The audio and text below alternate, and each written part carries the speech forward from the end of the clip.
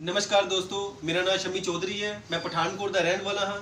ਤੁਹਾਡੇ ਸਾਹਮਣੇ ਇੱਕ ਜ਼ਬਰਦਸਤ ਰਿਜ਼ਲਟ ਲੈ ਕੇ ਪੇਸ਼ ਹੋਇਆ ਹਾਂ। ਮੇਰੇ ਨਾਲ ਹੈਗੇ ਨੇ। ਨਮਸਤੇ ਆਂਟੀ ਜੀ। ਜਿੰਦੇ ਰਹੋ ਜੀ। ਤੁਹਾਡਾ ਕੀ ਨਾਮ ਹੈ ਆਂਟੀ ਜੀ? ਮਿੱਤੋ ਕਿੱਥੋਂ ਦੇ ਤੁਸੀਂ ਰਹਿਣ ਵਾਲੇ ਹੋ? ਚਮਕਰੇ ਦੇ। ਤੁਹਾਨੂੰ ਕੀ ਦਿੱਕਤ ਸੀ? ਮੈਨੂੰ 3 ਸਾਲ ਤੋਂ ਨਜ਼ਲਾ ਪੈਂਦਾ ਸੀ, ਨਾਲ ਮੇਰੇ ਗਲੇ 'ਚ ਸੀ ਭਾਰਾਪਨ। ਕੀ ਕਹਿੰਦੇ ਸੀ ਡਾਕਟਰ ਇਸ ਬਾਰੇ? ਡਾਕਟਰ ਕਹਿੰਦੇ ਸੀ ਵੀ ਤੁਹਾਡਾ ਆਪਰੇਸ਼ਨ ਹੋਣਾ ਵਾ, ਹੋਰ ਕੋਈ ਇਲਾਜ ਨਹੀਂ ਹੋ ਸਕਦਾ। ਤੇ ਕਿੰਨੇ ਦਿਨਾਂ ਤੋਂ ਹੁਣ ਤੁਸੀਂ ਇਸ ਜੂਸ ਨੂੰ ਪੀ ਰਹੇ ਹੋ? ਮੈਂ 20 ਦਿਨ ਹੋ ਗਏ ਮੈਨੂੰ ਪੀਂਦੇ। ਹੁਣ ਤੁਸੀਂ ਕਿਸ ਤਰ੍ਹਾਂ ਦਾ ਮਹਿਸੂਸ ਕਰ ਰਹੇ ਹੋ? ਮੈਨੂੰ ਬਹੁਤ ਜ਼ਿਆਦਾ ਆਰਾਮ ਹੈ ਹੁਣ ਇਹਦੇ ਨਾਲ। ਆਪਰੇਸ਼ਨ ਦੀ ਲੋੜ ਤੇ ਨਹੀਂ ਹੁਣ ਪਈ? ਨਾ ਨਾ, ਹੁਣ ਕੋਈ ਆਪਰੇਸ਼ਨ ਦੀ ਲੋੜ नहीं, मैं बहुत ज़्यादा ठीक हूँ मेरे नाल। दोस्तों, मैं बहुत खुश हूँ आई पल्स के इस रिजल्ट से। नज़ला जो कि जुकाम नाम की बीमारी है, बहुत ही खतरनाक बीमारी है जे, और डॉक्टरों ने इनको ऑपरेशन तक बोल दिया था।